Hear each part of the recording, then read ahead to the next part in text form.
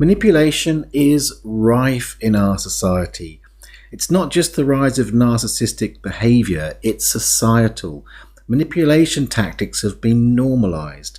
In other words, they're not just used with conscious harmful intent, although clearly they are, and more these days it seems, but they're also used by well-meaning people who probably don't really know what they're doing. But the fact remains that manipulation causes a lot of heartache and psychological damage.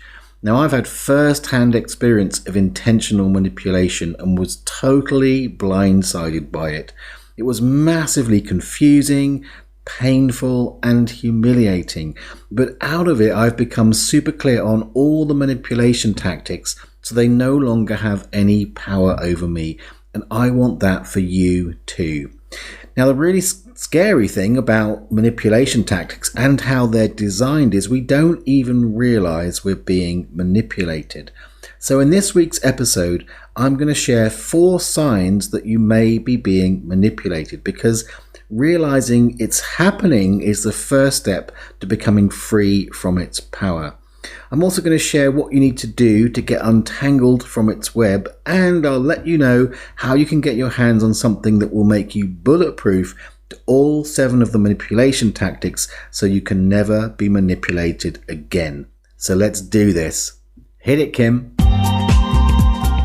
Welcome to the Be a Brilliant Human podcast. You're in the right place if you're a growth-seeking being who acknowledges the challenges and delights of your humanity on the path to an ever more conscious life. If you want to feel inspired to love and accept yourself, to feel free to be and express you in all your brilliance, if you want to truly value yourself and others and feel energized and alive both at home and in the world, then sit back and take a breath as you explore and grow the brilliance of your beautiful human self with your host, the father of non-personal awareness and creator of the MPA process, Joel Young. Hello, and welcome to the Be a Brilliant Human podcast with me, Joel Young, and I'm delighted that you're here. We're at episode 99. Oh my goodness me. Well, that means, if you listen regularly, you'll know that means you can get hold of the show notes or look at the show notes if you go to www.beabrillianthuman.com/99, and that there are at this point 98 previous episodes for you to binge listen to and catch up if you're new to the show. And if you are, welcome, by the way. Episode 99, that means next week. We're at episode 100, our centenary episode. I've been talking about this in the last few episodes. I'm excited. Can't believe we're almost 100 episodes into the show. And as part of the celebration, I'm looking for some input from you to let me know what are your favourite episodes. If you've been listening for a while, it doesn't mean you have to have listened to all of them. Maybe you've just listened to 4 or 5 at this point. But out of them, there's one that is kind of your favourite or touched you or moved you or helped you in some way. Do let me know about that. You can get in touch via the website, beabrillianthuman.com. And there's a little button on there that says leave me a message. That's one way to do it. Or you can get in touch via email, joel@nonpersonalawareness.com, or through the various social media channels, which means it's usually at Joel Young MPA on things like Instagram and Twitter. Or on Facebook, go via our Facebook page, which is MPA Rocks. And on YouTube, if you're listening on YouTube or watching on YouTube, then you can comment under the video. But all the YouTube videos are there at youtube.com/Joel Young. Leave a comment. Let me know. I would love to hear from you. And thanks, by the way, to those of you who already reached out and let me know which one's your favourite and some of the beautiful messages that I've received. All right. So today, well, I mean, helping people become free from manipulation has become quite a big passion for me these days, probably because of my own painful experience. And, you know, I'm kind of fortunate that I was able to reverse engineer the manipulation tactics and put them into a teachable form.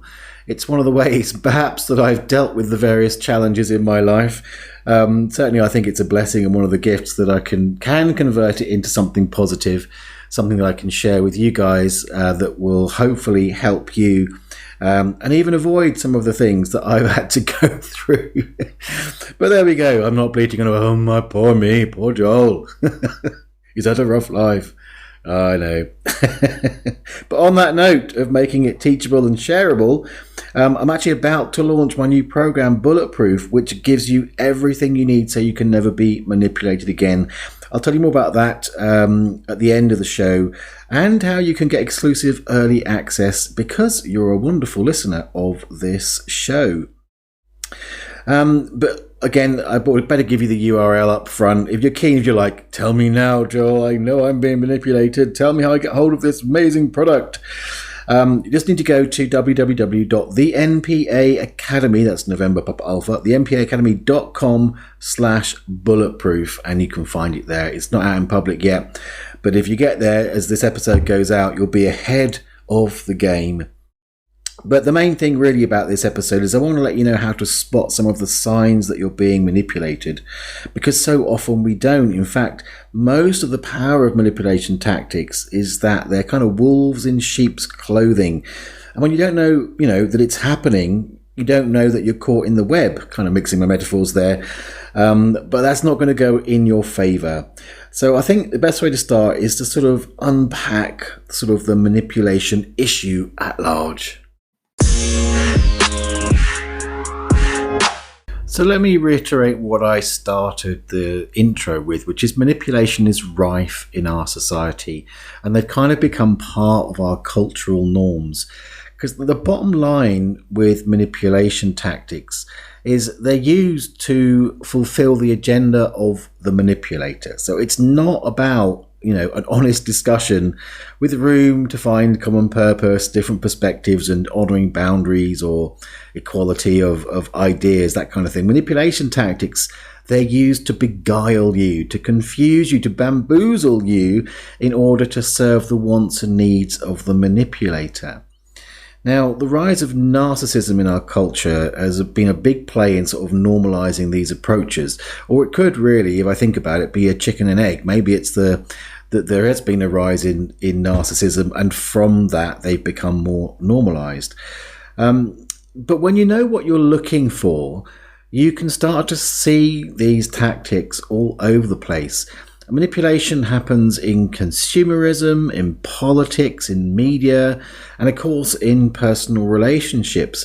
And because the way it's been normalized, it even shows up pretty commonly in family dynamics. It shows up in the workplace, amongst, in quotes, friendship groups and other kinds of communities. And of course it shows up within intimate relationships. But I think what's important to understand about that is that not everyone who uses manipulation is a narcissist. That's kind of a label that I think is overused these days. In fact, it's weird because the label narcissist can be used within manipulation as some kind of way to belittle or label someone in a way that sort of makes them divorced from other people, or to slur their name. It's kind of a bit of an irony, but I think it's definitely a label that's overused. But yes, in the hands of a narcissist or some psychologically unhealthy person, manipulation tactics and techniques can be used with calculated and sort of intent and in a very cruel way. But manipulation is also used kind of unconsciously by, good and generally healthy people, often in a milder form, but it's used all the time. And it's, again, I say it's simply because they don't really know what they're doing. They don't really understand. They're just sort of almost parrot-fashion, repeating strategies they've maybe learned as a kid or through growing up or seen on TV or whatever. They're just using them in that unconscious way.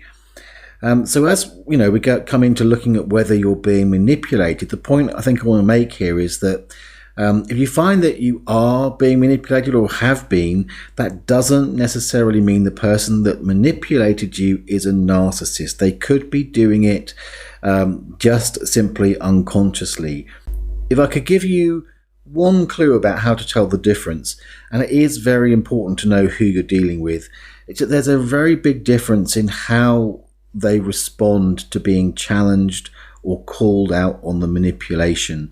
The way that an unhealthy or narcissistic person responds is very different and frankly uglier than someone who's generally healthy and maybe doing it without thinking. When challenged on it, there's a very different response. So do bear that in mind. And one thing I found, both for myself and in the many stories of people that I've helped through this kind of situation, is that generally the people who get most targeted for manipulation and are, I guess, most susceptible to it are good-hearted people, rational people that are unaware of how pervasive and how willing other people are to use the tactics. And the reason for that is good-hearted, rational people tend to give the benefit of the doubt. They tend to think about the best or see the best in people.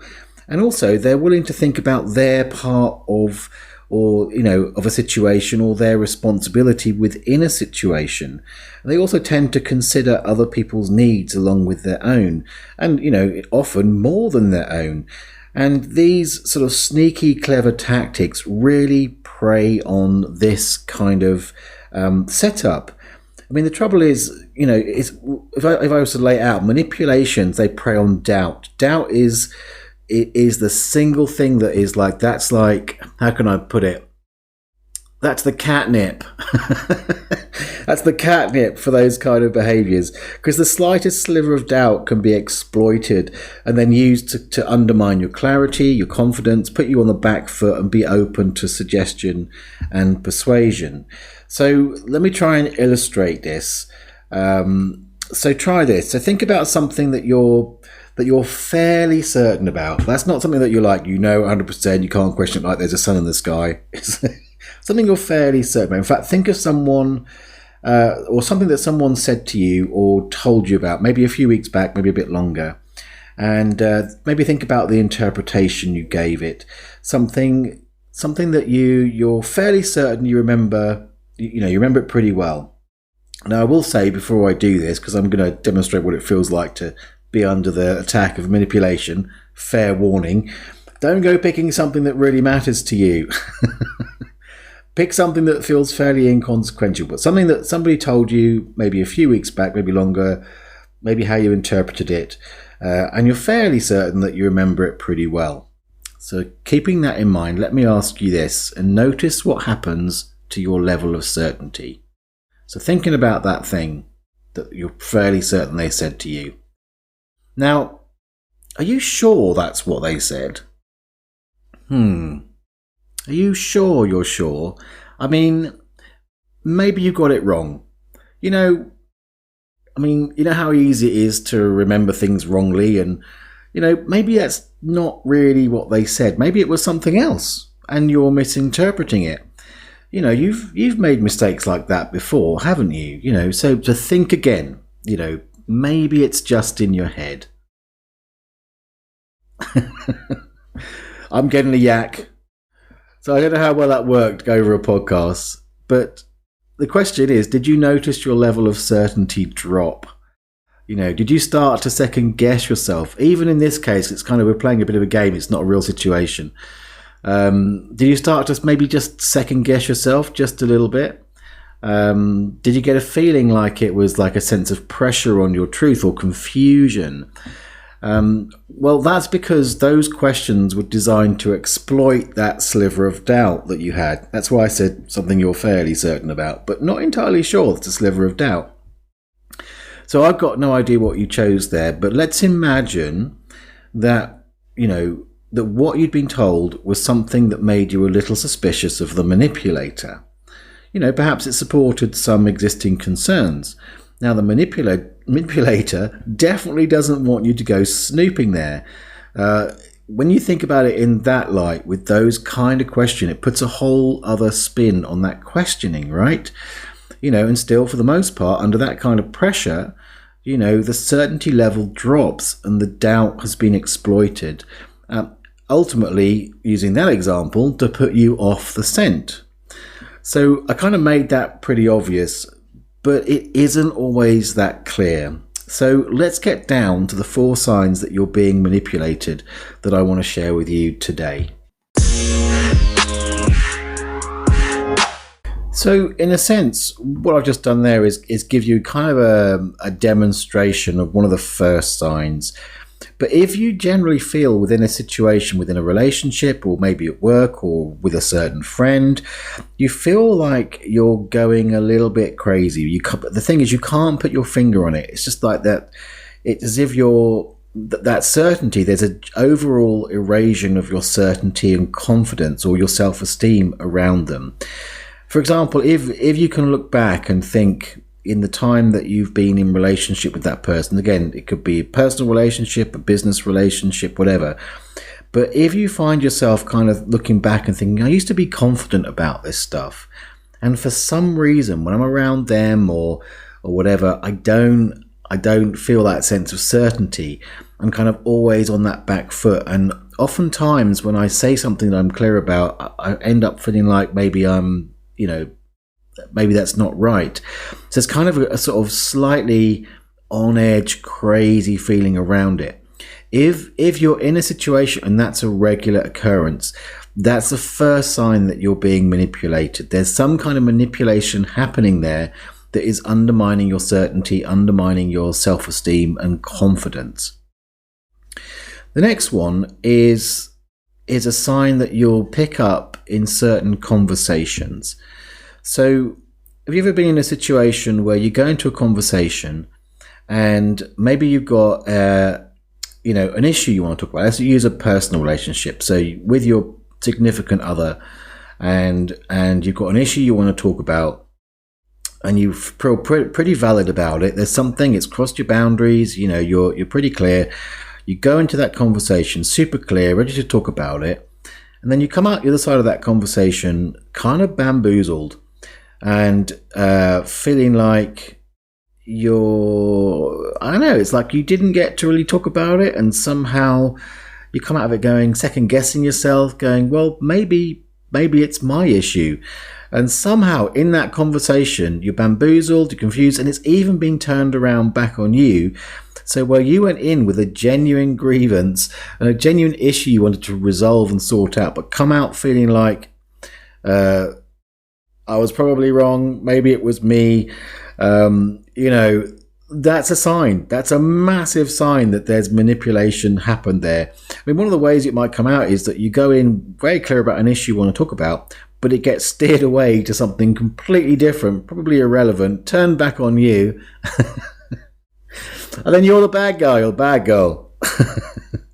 That's a big sign. That's one of the four. That's number 2, 4, big red flag. There's definitely manipulation happening there. So be aware of that. The third one, and this is certainly something that happened in my situation, is that something deep in you that knows there's something off. You know that feeling like there's something off? Something in your gut is screaming, there's something off, there's something off. And then you kind of get to a point where you know it's off, but then in the conversations maybe you have with them or anything else, you find that you don't take any action on it. And maybe it depends the degree of it, but at times it can be like, you really need to be taking some action on this. Something's off, you need to move away from it or whatever. But somehow you just don't do anything. You can't take any action. You don't take any action on this knowing that you've got inside of you. Now that is a pretty strong indicator that some form of manipulation on some level has happened, which causes you, it always disconnects your knowing from your ability to act.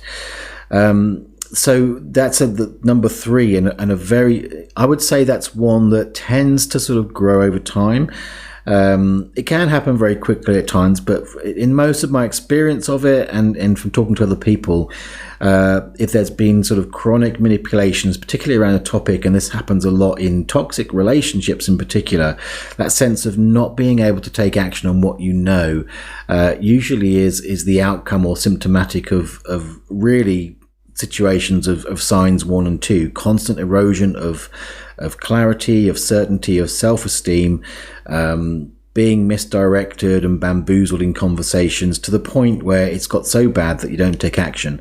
So that's something that if you're at that stage and you're seeing that, there's probably, I'm going to put it out there and say, pretty chronic manipulation within whatever relationship that is, and really take notice of that. And the fourth sign I'm going to share with you today is a sense that you're afraid to do something or say something or be certain things, basically to be yourself around somebody. Again, this is one that may have crept up over time, but if you've got that and a signal, I guess, in a way, in the sort of bigger picture, it may be that you're okay with other people. It's not like that's just part of your makeup, your general, because there's a very big difference. It's worth being discerning, whether it's just your fears and your stuff versus sort of there's been some kind of subtle, in the manipulation, active discouragement of those things over time. And many of the 7 tactics that I talk about in the program sort of aim for this, if you like, but over time it can build to where you become, in a certain relationship, kind of very afraid to be yourself in some form. So again, that's sort of probably commonly recognized in toxic relationships, but it can happen with certain friends, or it can happen at work. And it's the same sort of, if I put an overlay on that of number 3, is like you kind of know it, but somehow you can't put your finger on it, and every time you try and name it or bring it up with them, again, you get bamboozled in some way, so it stays in this sort of chronic, unhealthy, painful, and very limiting to you kind of way. So if there are any of those signals and signs in your life, again, I want to underline that doesn't mean that you're with a narcissist, although it could be. And I'm using here narcissist as a general label for anyone who's sort of psychologically toxic in that way, or malicious in that way. But it does mean, if you've got those signals kicking off, that you're being affected by manipulation. And what I would highly recommend, because it's painful, even if it's like manageable, like you can be a functioning alcoholic, you can be a functioning chronically manipulated person, it's still very unhealthy for you and doesn't create space for you to be your full and authentic space. So you're going to need to know what to do. So let me tell you what you can do about it now. So here's what I'm going to say to you. If you recognize those signs in your life, especially if you start to go, shit, that's like happening everywhere or has been chronically around in my life, then you're going to need some help. Now, getting help for it doesn't say anything about you. And one thing I will say, it doesn't just happen to idiots. Oh, those suckers, those idiots. It also happens to really clued up people. They just aren't clued up to the games or how to counter them. I mean, look at me. I'm talking about my experience. It wasn't that long ago, and I'm resourced up to the wazoo, but I was completely blindsided. But I still obviously felt like a fool. I felt like a complete idiot, but I wasn't an idiot. I just, didn't have the specific awareness that I needed. So, to give you my story in a nutshell, I found myself in a relationship with someone who was highly skilled at manipulation, and in spite of all my inner work and self-confidence going into that relationship, and even my willingness to confront her with the early red flags, I was kind of naive and didn't really think anyone, who seemed to be doing their work on themselves and presenting as conscious could be so deliberately devious. And, my early benefit of the doubt was basically putty in her hands. So without getting into the kind of nitty gritty of it, over time it became sort of super crazy making to me. In fact, I look back at that relationship and think, I was a crazy man. I became this person that I just know I'm not as part of it. And it even got to the point where, I knew in my gut that I was being cheated on, and still found myself bamboozled and second-guessing myself and staying in what was clearly a toxic relationship. Now, for me, finally, it got bad enough. I guess I snapped in some way and something deeper kicked in. It'd been like in that time, which is part of the symptoms of that kind of manipulation. It's like I'd forgotten to use MPA with myself, still using it with clients and getting great results, but oh no. Somehow that was part of the pattern. And all the tools that I had access to, in the context of that relationship, in that kind of craziness of it, it was all part of the web. But when it kicked in, I suddenly realized what had been happening, and I was able to identify and reverse engineer all the manipulation tactics that she was using, those little bits of theatre. I was able to understand how they had worked on me and how to spot them and how to counter them. Now, all those pieces of the puzzle, they kind of gave me an immunity to them. So I was able to literally walk away, and because I realized that the tactics, were in no way unique to her, but what I'd actually realized and discovered was that these were principles, or the 7 principles really, of all manipulation tacticals. And that meant, I was able to be immune to them whenever and wherever they showed up in life. And here's the interesting thing. I started to see them all over the place.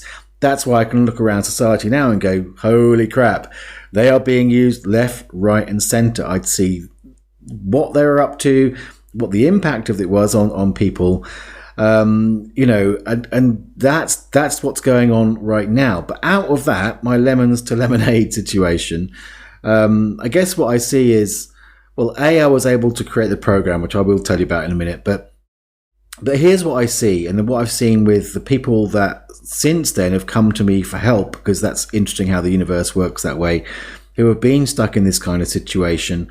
But there's basically 2 ways out of a manipulative environment. First one, either it needs to get bad, like really bad. And, the things I've seen, people end up sectioned, they lose a ton of money, or they lose everything.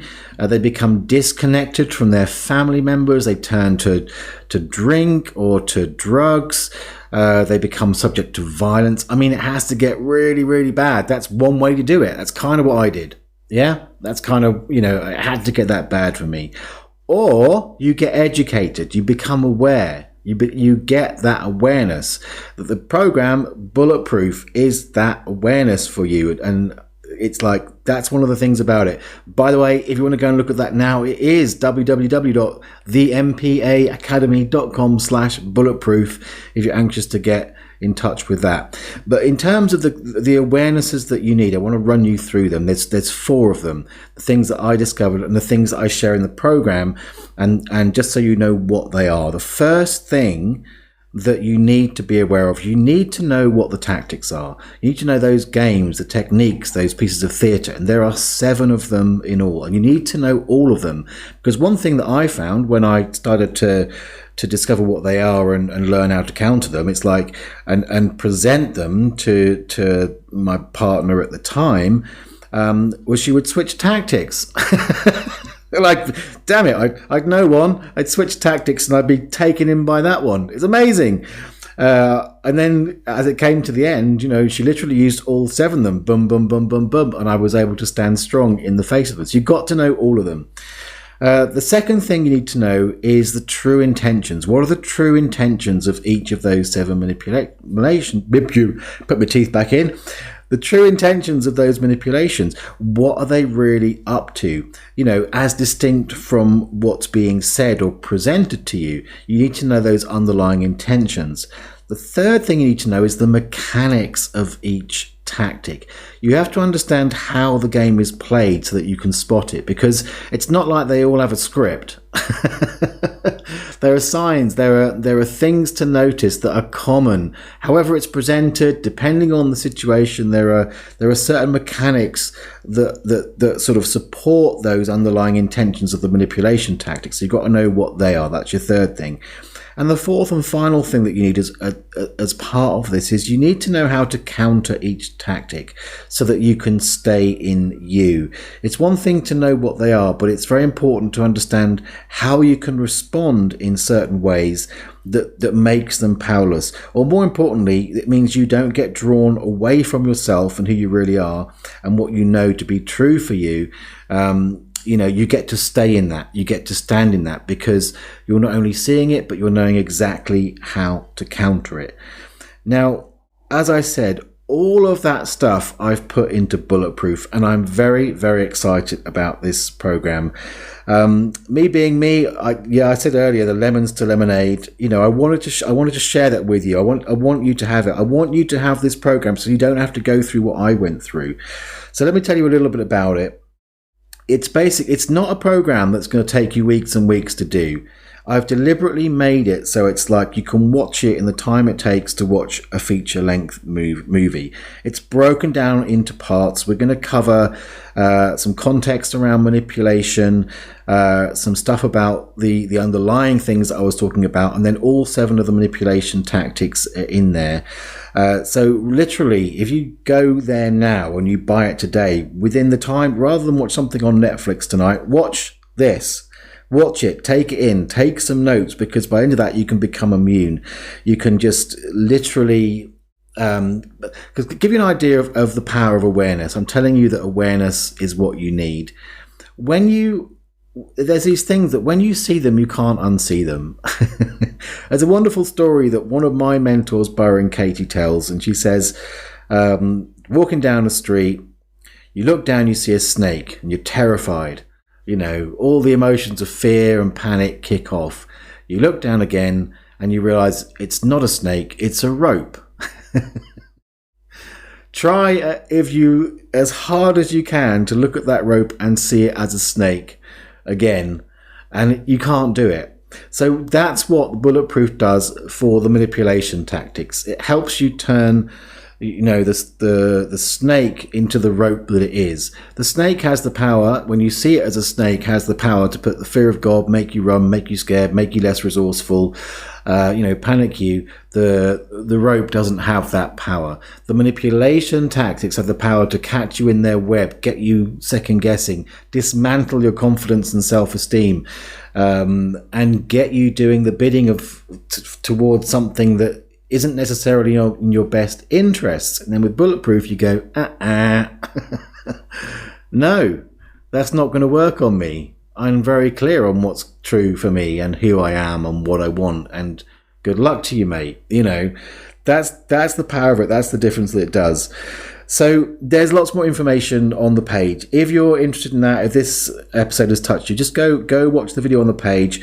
Jump in now. I say it's launching as I go out. It'll be launched later this week as this episode goes out on the Tuesday.